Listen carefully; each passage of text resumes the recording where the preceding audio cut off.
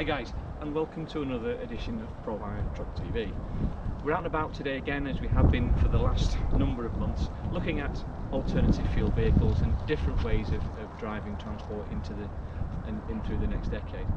Today we're joined by Michelle and the Ford Transit Custom. It's a 1 litre hybrid vehicle with a range of, on electric, of about 17 miles. But Michelle's been driving the vehicle around for a couple of weeks now, and what I'd like to do is hear from someone else on exactly how they found driving that vehicle, comparing it with some of the other vehicles that it's been driving as well on the electric side. So how did you get on this week?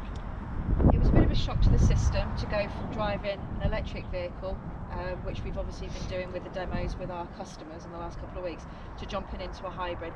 I've not driven a hybrid before, vehicle, van, car or anything, so it took a lot of adjusting. Initial thoughts, I just didn't like it.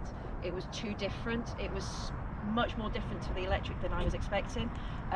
Having said that, over the last couple of days, I have slowly started to change my mind, but that's only because I'm starting to understand what the vehicle can actually do, or actually what it can't do. Okay, cool.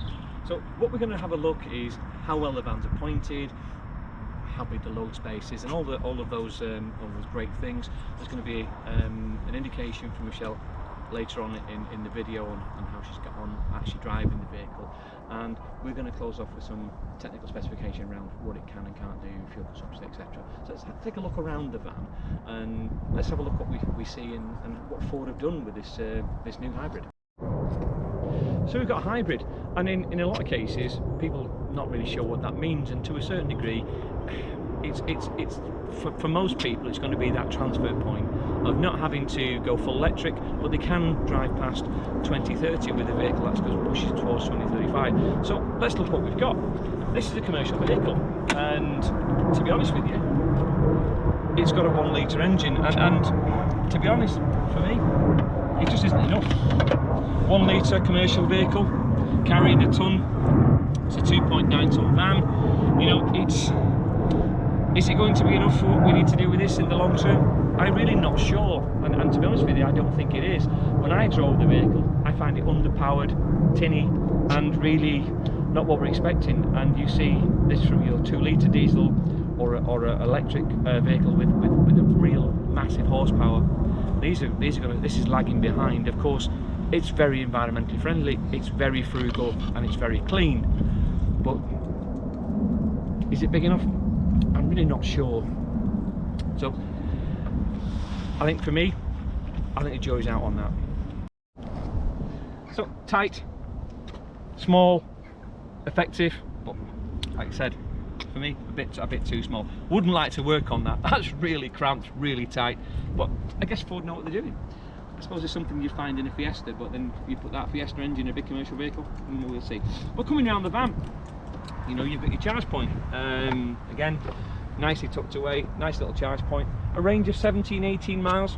Is it enough for in a city, London work, or Manchester, Birmingham?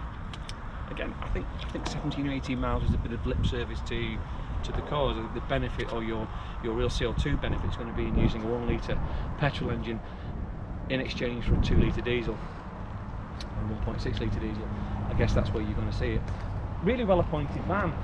Concern for me, a small one, not that massively so, is this fuel flap arrangement. You push a button inside here and opens the fuel cap. You see it's back in.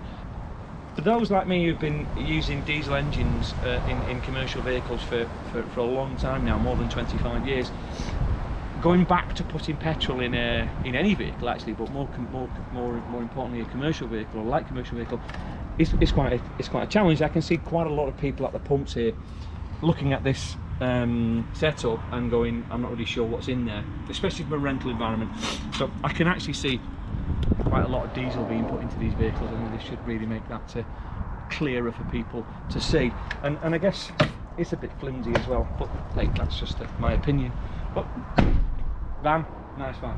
Inside, great load space, quite a tidy vehicle, lots and lots you can use it for, so no complaints there.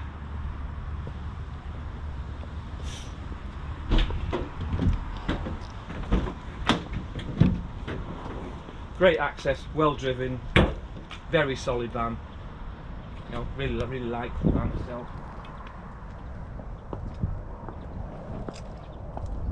And inside you've got an extremely well appointed cab. You know, I mean, it is lovely. It's reminiscent of any of the cars that you would see in the Ford range, especially with the 1 litre engine. So back to your Fiesta or your Focus, etc. But really well appointed. Looks great.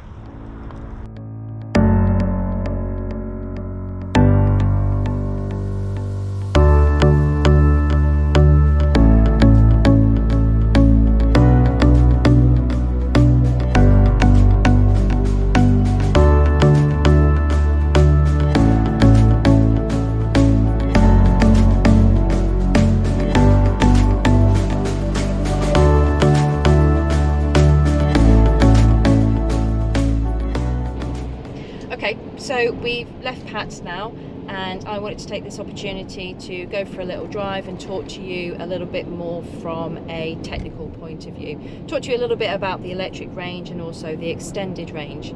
Now obviously we've taken you around the van, we've shown you under the bonnet, how you can charge, and also where to put your fuel, bearing in mind that it is petrol.